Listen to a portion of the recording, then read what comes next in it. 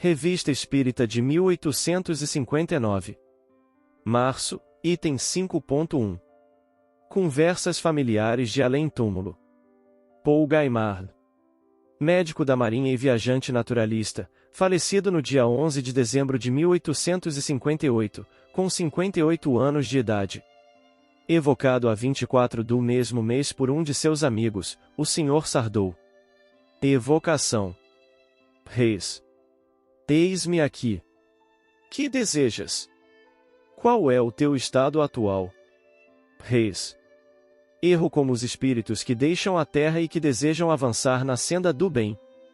Buscamos, estudamos e depois escolhemos. Tuas ideias sobre a natureza do homem modificaram-se? Reis. Muito. Bem podeis avaliar. Que pensas agora do gênero de vida que levaste durante a existência que acabas de deixar aqui na terra? Reis. Estou contente porque trabalhei.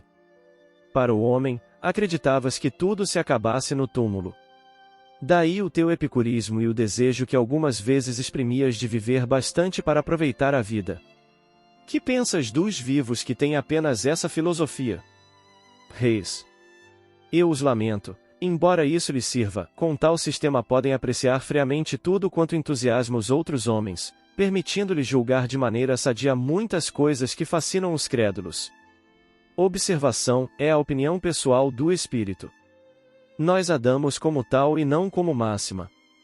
O homem que se esforça moralmente, mais que intelectualmente, age melhor do que aquele que se liga sobretudo ao progresso intelectual e negligencia o progresso moral? Reis. Sim. O progresso moral é mais importante. Deus dá o espírito como recompensa aos bons, enquanto o moral deve ser adquirido. Que entendes por espírito que Deus dá? Reis. Uma vasta inteligência. Entretanto, há muitas pessoas mais que possuem uma vasta inteligência. Reis. Já o disse. Perguntastes o que era preferível buscar adquirir e eu vos disse que o moral era preferível. Mas quem trabalha o aperfeiçoamento de seu espírito pode adquirir um alto grau de inteligência. Quando entendereis com facilidade? Estás completamente desprendido da influência material do corpo? Reis. Sim. Aquilo que sobre isso vos foi dito não compreende senão uma classe da humanidade. Observação: aconteceu muitas vezes que espíritos evocados, mesmo alguns meses depois de sua morte, declararam encontrar-se ainda sob a influência da matéria. Entretanto, todos eles tinham sido homens que não haviam progredido moralmente, nem intelectualmente. É a essa parte da humanidade que se refere o espírito Paul Gaimard. Tiveste na Terra outras existências além da última? Reis. Sim. Esta última é a consequência da precedente? Reis.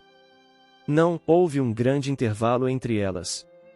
Malgrado esse longo intervalo, não poderia haver, entretanto, uma certa relação entre essas duas existências? Reis. Se me fiz entender, cada minuto de nossa vida é consequência do minuto que o precede. Observação: o Dr. B., que assistia a esta reunião, externou a opinião de que certas tendências, certos instintos, por vezes despertados em nós, bem poderiam ser o reflexo de uma existência anterior.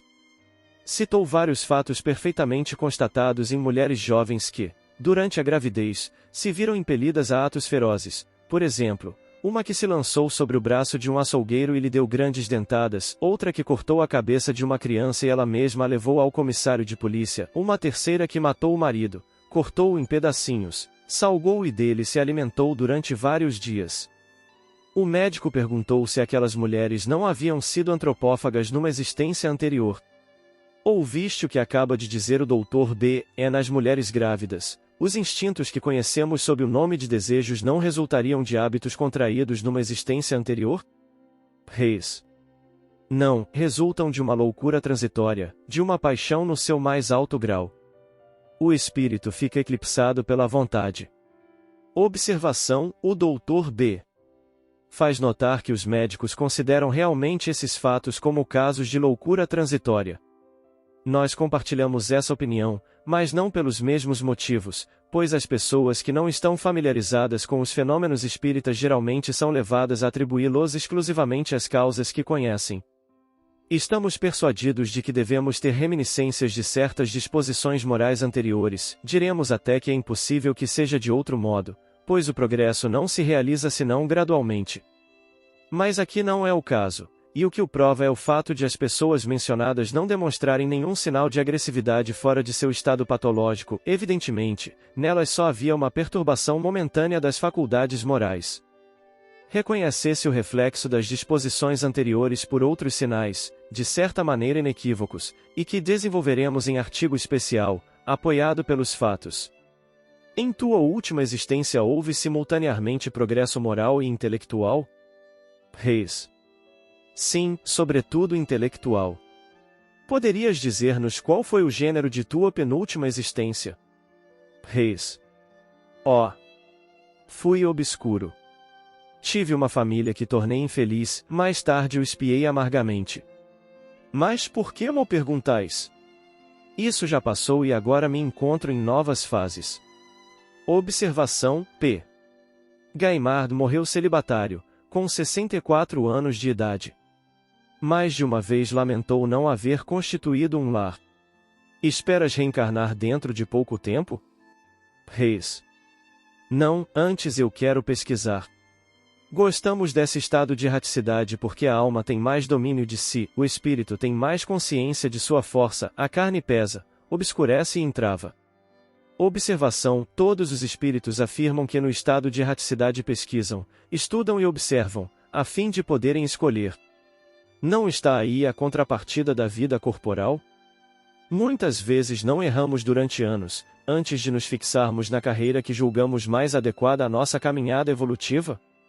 Por vezes não mudamos, à medida que avançamos em idade? Cada dia não é empregado na busca do que faremos no dia seguinte? Ora, o que representam as diferentes existências corporais para os espíritos, se não fases, períodos, dias da vida espírita que, como sabemos, é a vida normal, já que a vida corporal é transitória e passageira? Haverá algo mais sublime do que essa teoria? Não está em consonância com a harmonia grandiosa do universo?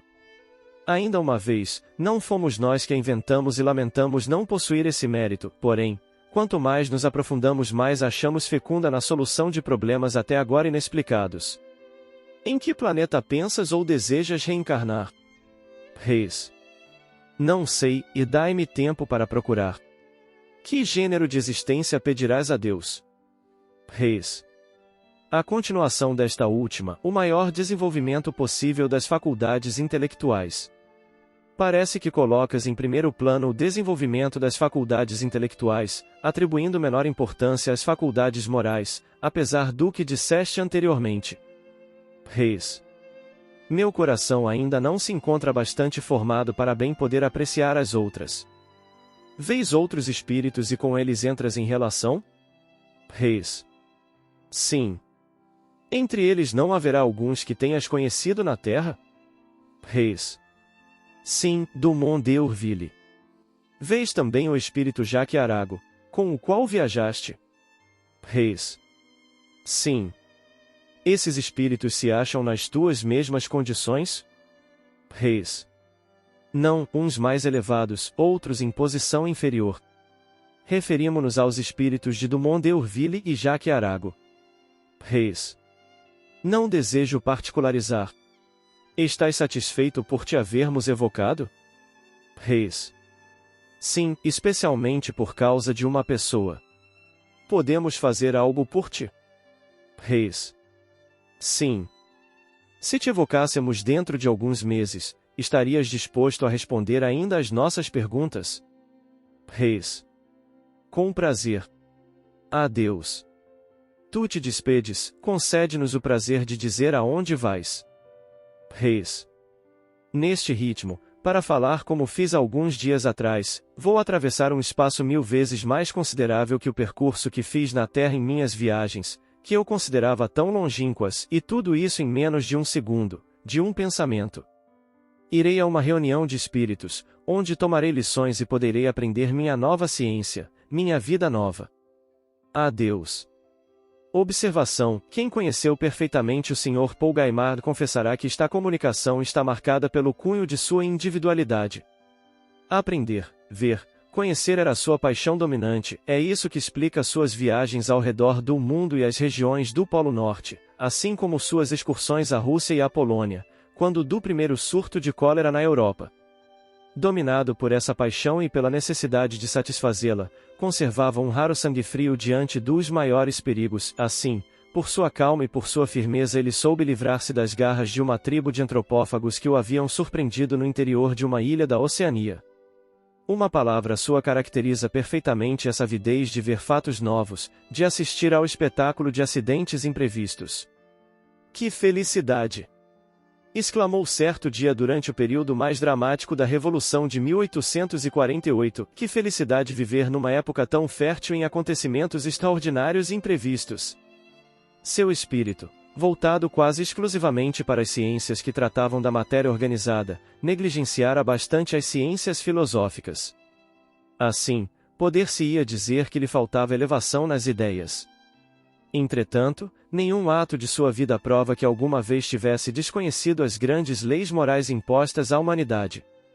Em suma, o Sr. Paul Gaimard tinha uma bela inteligência, se essencialmente probo e honesto, naturalmente obsequioso, era incapaz de cometer a menor injustiça a quem quer que fosse.